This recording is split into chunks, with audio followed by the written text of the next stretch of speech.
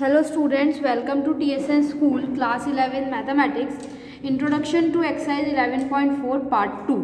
Now we are here discussing standard equations of hyperbola. Hyperbola की जो standard equations होती है वो हम discuss कर रहे हैं. फर्स्ट सबसे सिंप्लिसिटी के लिए जो हम हाइपरबोला कंसीडर करते हैं ना, ये केस हमेशा नहीं होता है. सबसे सिंपल केस वो होता है जब हम सेंटर कहाँ मानते हैं, ओरिजिन पे, और जो फोकस है हमारे वो किस पे लाई करते हैं, एक्स एक्सिस और वाई एक्सिस पे. तो ये सबसे सिंपल केस होता है हाइपरबोला का. तो उसके लिए हम क्या कहते हैं, हमने दो स्टैंडर्ड इक्वेशंस होती है यहाँ भी. एक तो जब होता है कि जब जो फोकस है वो किस पे लाई कर रहा है, हमारा एक्स एक्सिस पे, जो ट्रांसवर्स एक्सिस है वो एक्स एक्सिस है, तो हमारे को ये वाले हाइपरबोला मिलेंगे. इस केस में क्या है, जो ट्रांसवर्स एक्सिस है वो कौन सी एक्सिस है, हमारी कोऑर्डिनेट एक्सिस की एक्स एक्सिस है. तो ये दो हाइपरबोला मिल गए. ये इसके दो फोकस हो गए, इसके कोऑर्डिनेट्स हो गए -c,0 and this is c,0 because this is on negative x axis, this is on positive x axis. और जो वर्टेक्स के कोऑर्डिनेट्स -a,0 एंड a,0 इसके वर्टेक्स के कोऑर्डिनेट्स हो गए.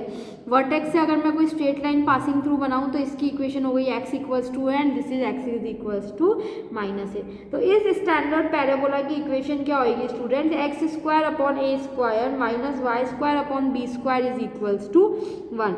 ये इस स्टैंडर्ड हाइपरबोला की इक्वेशन हुई है. Sorry, not parabola, this is hyperbola. Now इसी तरह से अगर मैं सेकंड वाला कंसीडर करूँ, this is our first case. इसी तरह से अगर मैं सेकंड केस कंसीडर करती हूँ, उस केस में क्या हो सकता है कि जो मेरी ट्रांसवर्स एक्सिस है वो मेरी कौन सी एक्सिस हो जाए स्टूडेंट्स, वाई एक्सिस हो जाए. तो अगर मेरी ट्रांसवर्स एक्सिस वाई एक्सिस हो जाएगी तो ये मेरे दो हाइपरबोला इस तरह से बनेंगे, एक अपवर्ड ओपनिंग, एक डाउनवर्ड ओपनिंग ना. इसीलिए इसको हाइपरबोला कहते हैं, रिलेटेड टू पैराबोला, क्योंकि पैराबोला के भी शेप हमने कैसे देखे थे, इस तरह से स्टूडेंट्स हमने चार पैराबोला देखे थे, एक इस साइड खुलता हुआ और एक इस साइड खुलता हुआ. तो जब दो पैराबोला एक साथ बनेंगे, या तो ये दोनों एक साथ बनो या ये दोनों एक साथ बनो, तो वो क्या कहलाता है, हाइपरबोला कहलाता है. तो अगर ट्रांसवर्स एक्सिस हमारी वाई एक्सिस है तो उस केस में हमारी इक्वेशन क्या हो जाएगी, y² upon a² minus x² upon b² is equals to 1.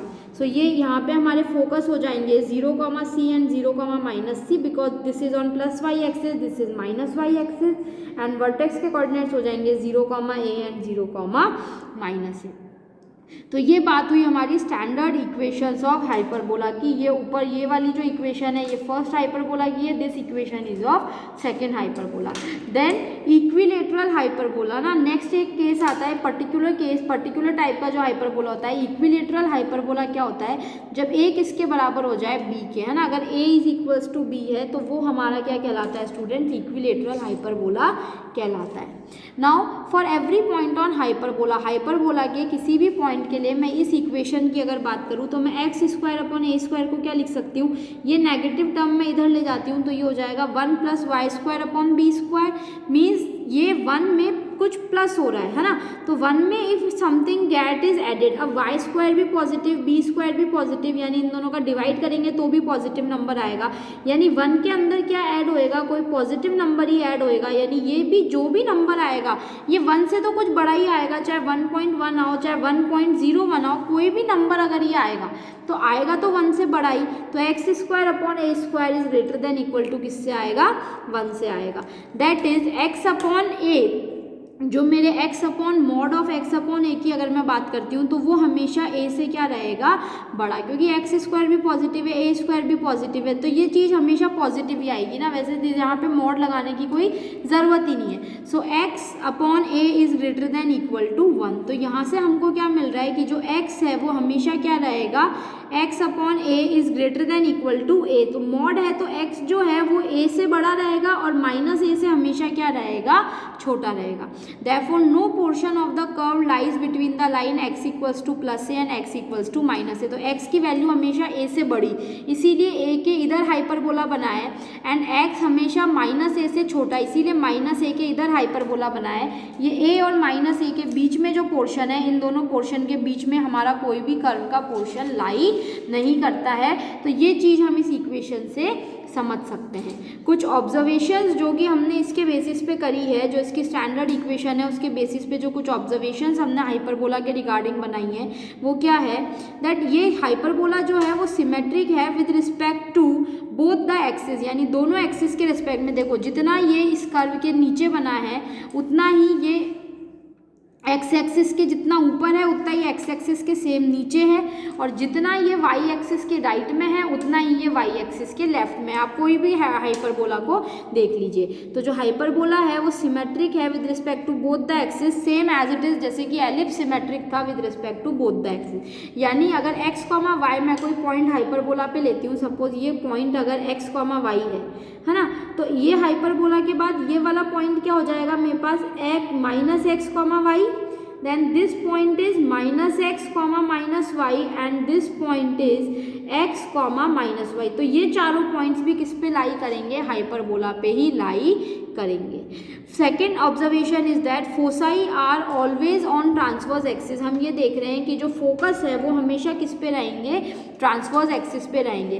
तो इस केस में स्टूडेंट्स हमारी ये वाली ट्रांसवर्स एक्सिस है, ये वाली मेरे पास कॉन्जुगेट एक्सिस है, लेकिन इस केस में अगर मैं बात करती हूँ तो ये मेरी ट्रांसवर्स एक्सिस है और ये वाली एक्सिस मेरी कौन सी एक्सिस है, कॉन्जुगेट एक्सिस है। तो जो फोकस पे जो फोकस जिस लाइन पे लाई करेंगे वो हमारी क्या कहलाएगी, ट्रांसवर्स एक्सिस कहलाएगी। अब पता कैसे चलेगा तो कि कौन सी एक्सिस हमारी ट्रांसवर्स एक्सिस है, तो it is the positive term whose denominator gives the transverse axis। जो टर्म पॉजिटिव है उसका डिनोमिनेटर हमको क्या देगा, ट्रांसवर्स एक्सिस देगा। यानी जो टर्म पॉजिटिव है वो वाली एक्सिस क्या कहलाएगी हमारी, जिसकी टर्म पॉजिटिव है वो एक्सिस क्या कहलाएगी, ट्रांसवर्स एक्सिस। जैसे यहाँ देखो x square upon a square positive है, y square upon b square negative है, यानी x transverse axis, y conjugate axis. यहाँ देखो वाई वाली टर्म पॉजिटिव है, एक्स वाली टर्म नेगेटिव है, यानी यहाँ पे वाई वाली ट्रांसवर्स एक्सिस, एक्स वाली कॉन्जुगेट एक्सिस। तो फॉर एग्जाम्पल से मैं क्या बोलती हूँ यहाँ पे,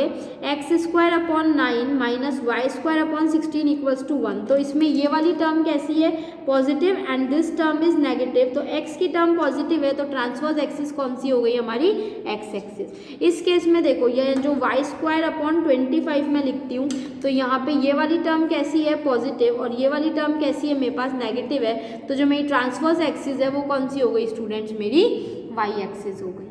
क्लियर है। तो ये हमने स्टैंडर्ड इक्वेशंस ऑफ हाइपरबोला देखी, उससे रिलेटेड हमने देखा कि हम कैसे पता लगाएंगे कि हमारे हाइपरबोला की ट्रांसवर्स एक्सिस कब एक्स एक्सिस है, कब वाई एक्सिस है।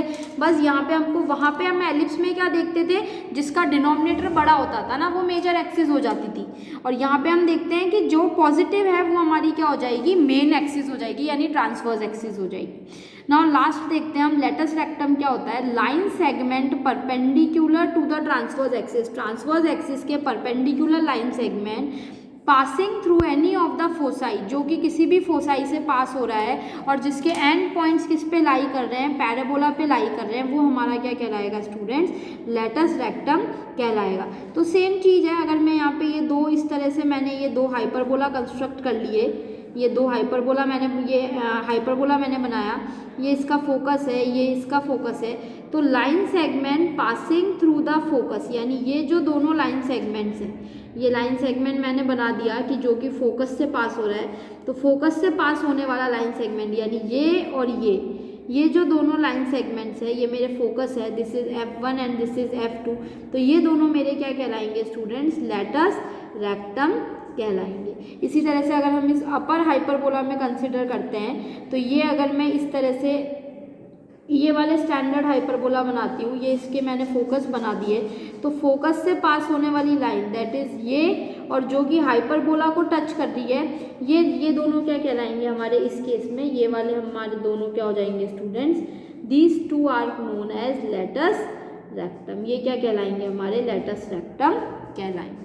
तो इस तरह से लेटस रेक्टम जो कि फोकस से पास होते हैं और ट्रांसवर्स एक्सिस के क्या होते हैं, ये परपेंडिकुलर, क्योंकि इस केस में ये वाली ट्रांसवर्स एक्सिस है और इस केस में ये ट्रांसवर्स एक्सिस है, तो यहाँ ये वाई के परपेंडिकुलर है और यहाँ पे ये जो लेटस रेक्टम है हमारे, ये किसके परपेंडिकुलर है, एक्स के परपेंडिकुलर है। क्लियर है। सो ये बात हुई हाइपरबोला की पूरी बात, जो चीज़ हमने पढ़नी थी वो हमने पढ़ चुका है कि हाइपरबोला क्या होता है, उसकी length of transverse axis, conjugate axis, focus के बीच में लेंथ, इसेंट्रिसिटी क्या होती है, देन स्टैंडर्ड इक्वेशंस क्या होती है उसकी, देन कुछ ऑब्जर्वेशंस उसके बेसिस पे, उसकी सिमेट्री और उसका लेटस रेक्टम। अब इन सब चीज़ों को, इन सारी एप्लीकेशंस को अब हम अप्लाई करेंगे, किस में अप्लाई करेंगे, एग्जाम्पल्स में अप्लाई करेंगे। So the last part of this exercise 11.4 is the based on example, जिसमें हम एग्जाम्पल्स ट्राई करेंगे कि इन सब चीज़ों को हमको अप्लाई कैसे करना है. Till then students, thank you.